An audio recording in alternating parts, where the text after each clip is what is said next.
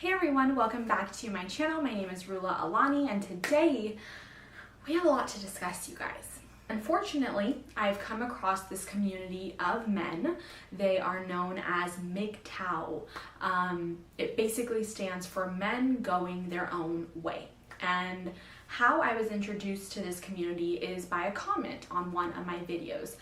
It was the video where I talked about when men settle down and when men get married, and I was sharing really informative statistics on what age men get married and why it's different from country to country and things like that. And I got a comment saying most men are going their own way.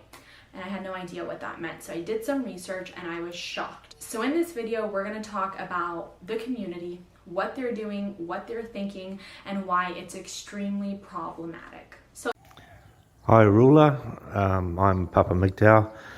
Welcome to my channel. You're obviously a well-meaning and well-travelled young lady. Look forward to you explaining to me why my lifestyle choice is problematic. So let me give you guys a little bit of background about the community because it is not a small community. If it was not a mainstream community, then I wouldn't be here on my channel discussing it. But it's quite large. So they call their community a manosphere, like instead of atmosphere, it's all about men. And in a nutshell, they're an anti-feminist movement. We're not really getting off to a good start here. So MGTOW's not mainstream. We do share some points of view that are mainstream, in my opinion. But MGTOW's definitely not the manosphere or a mainstream community. And I'll keep saying this, but MGTOW's not a movement. It's a philosophy or a lifestyle is probably the best way to describe it. And it's not anti-feminist at all. Okay, we are in fact aligned with a lot of feminist thought. So you can't describe MGTOW as an anti-feminist movement and be accurate. It's way off the mark. This whole community of men who aim to separate themselves from women, and there are kind of different levels, and it's super silly because they try to parallel the Matrix with like the different pills, like the red pill, the blue pill, whatever. So basically during stage one, it's like a man who recognizes that women are a certain way and they have very misogynistic views on women, which we'll get into, but they still choose to do life with women, they still choose to settle down with a woman, but in their head they kind of know that women are extremely harmful in their opinion. Now, stage two is a man who says, you know what, I'm actually going to refrain from marriage. I'm going to refrain from even settling down or having kids with a woman. Maybe I might partake in like short, casual relationships or, friendships with coworkers. But beyond that, I'm not getting in a relationship. I'm not going to have a family and so forth. Then there is this extreme sense of MGTOW, and this is men who completely want to dissociate themselves from women altogether. They don't even want to communicate with any women, whether it be family, a neighbor, a friend. And right off the bat, I'm sure you guys can see why this is problematic. So I'm assuming that you're pressed for time here, want to keep things simple, which is why you've just given us this really simplistic, shallow analysis of MGTOW. But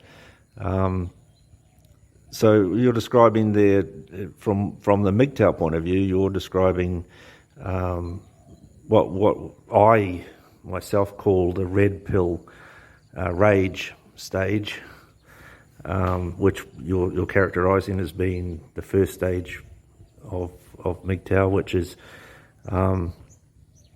you've got a lot of young men mainly who in MGTOW terminology, take the red pill, and they wake up and realise that they've been sold a load of shit by mainstream society and women in general, and they get angry, and I completely understand why young men would get angry about that. And the thing is that it's not just young men. Older men will red pill as well, and there's a stage that we all go through with red pill rage. Over time, I think that you lose that rage, and you get to that second stage that you're talking about there, the MGTOW, where we won't cohabitate with women. Some men still want to date and have casual affairs with women. I think most MGTOW, certainly MGTOW my age, we're past all that. We don't want to even really talk to women.